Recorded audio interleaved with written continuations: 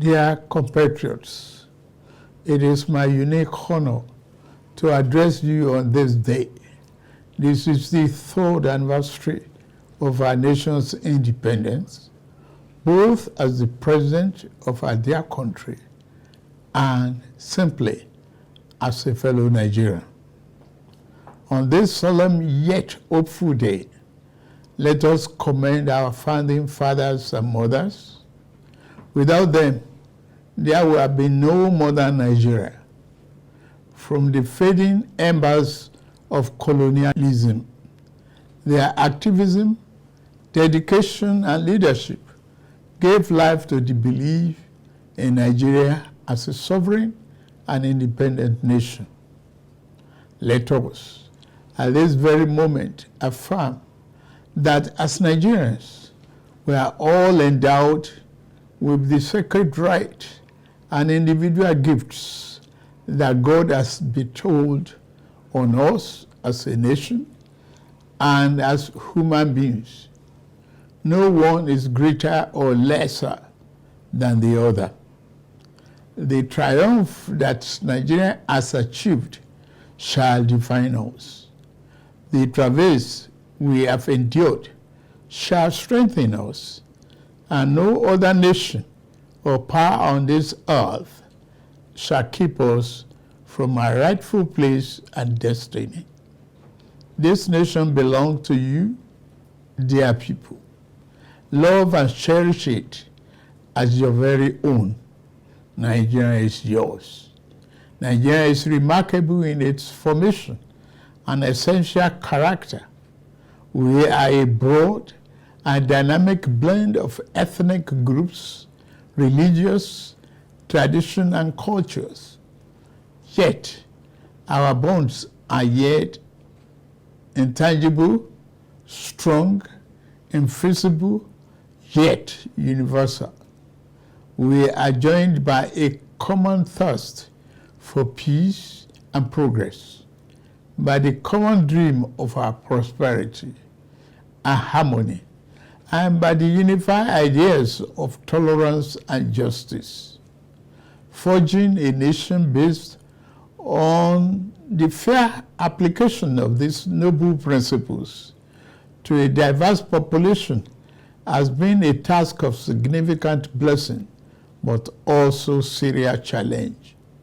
Some people have said an independent Nigeria should never have come into existence. Some have said that our country will be torn apart. They are forever mistaken. Here, our nation stands, and here we shall remain. This year, we passed a significant milestone in our journey to a better Nigeria by democratically electing a seventh consecutive civilian government. Nigeria has proven that commitment to democracy and the rule of law remains our guiding light. At my inauguration, I made important promises about how I will govern this nation.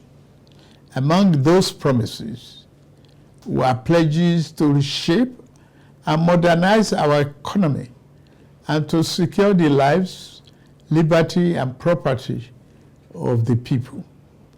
I said that bold reforms were necessary to place our nation on the path of prosperity and growth. On that occasion, I announced the end of the fuel subsidy. I am attuned to the hardship that have come. I have a heart that feels and eyes that see. I wish to explain to you why we must endure this trying moment. Those who sought to perpetuate the fuel subsidy and broken foreign exchange policies are people who will build their family mansion in the middle of a swamp. I am different. I'm not a man to erect our national home on a foundation of mud. To endure, our home must be constructed on safe and pleasant ground.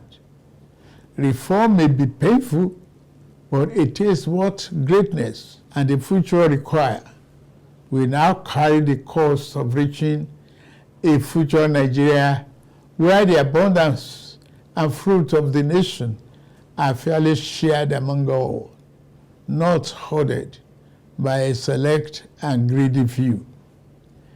A Nigeria where hunger, poverty, and hardship are pushed into the shadows and ever-fading past. There is no joy in seeing the people of this nation shoulder burdens that should have been shared years ago. I wish today's difficulties did not exist, but we must endure if we have to reach the good side of our future. My government is doing all that it can do to ease the load. I will now outline the path we are taking to relieve the stress on our families and households.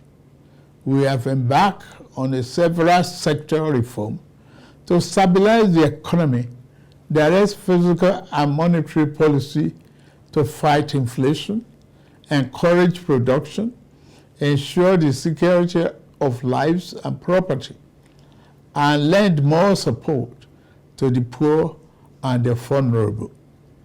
Based upon our talks with labor, business, and other stakeholders, we are introducing a provisional wage award increment to enhance the federal minimum wage without causing undue inflation. For the next 6 months, the average low-grade worker shall receive an additional 25,000 naira per month. To ensure better grassroots development, we set up an infrastructure support fund for states to invest in critical areas. States have already received funds to provide relief packages against the impact of rising food and other prices. Making the economy more robust by lowering transport costs shall be key. In this regard, we have opened a new chapter in public transportation through the development of cheaper, safer, compressed natural gas, CNG, buses across the nation. These buses will operate at a fraction of current fuel prices, positively affecting transport fare.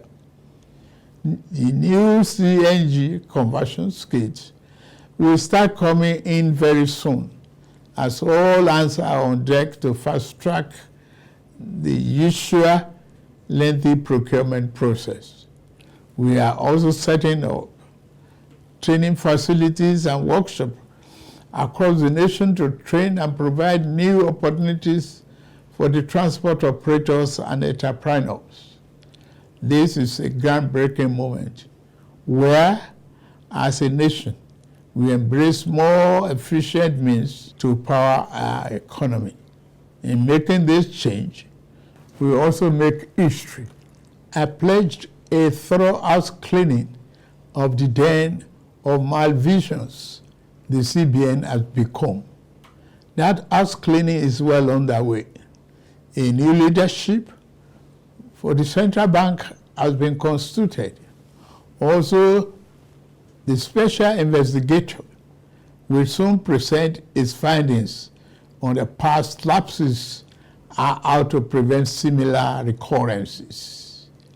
Henceforth, monetary policy shall be for the benefit of all and not the exclusive province of the powerful and wealthy.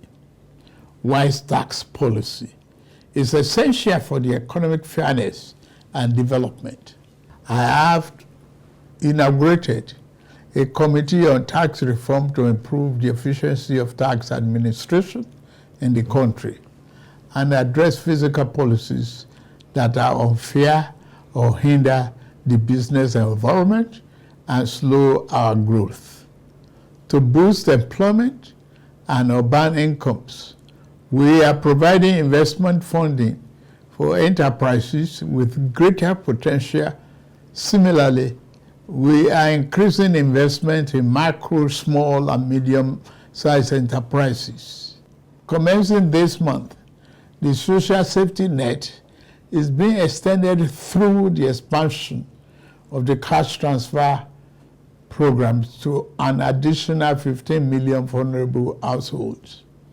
My administration shall always accord the highest priority to the safety of the people. Inter-service collaboration and intelligence sharing have been enhanced. Our service chiefs have been tasked with the vital responsibility of rebuilding the capacity of our security services. Here, I salute and commend our gallant security forces for keeping us safe and securing our territorial integrity. Many have paid the ultimate sacrifice. We remember them today and their families. We shall equip our forces with the ways and means needed to perform their urgent task on behalf of the people. We shall continue to make key appointments in line with the provision of Constitution and with fairness towards all men, women, youth, and physically challenged shall continue to be given due regard in these appointments. May I take this opportunity to congratulate the National Assembly for its role in the quick takeoff of this administration through the performance of its constitutional duties of confirmation and oversight. I similarly congratulate the judiciary as a pillar of democracy and fairness.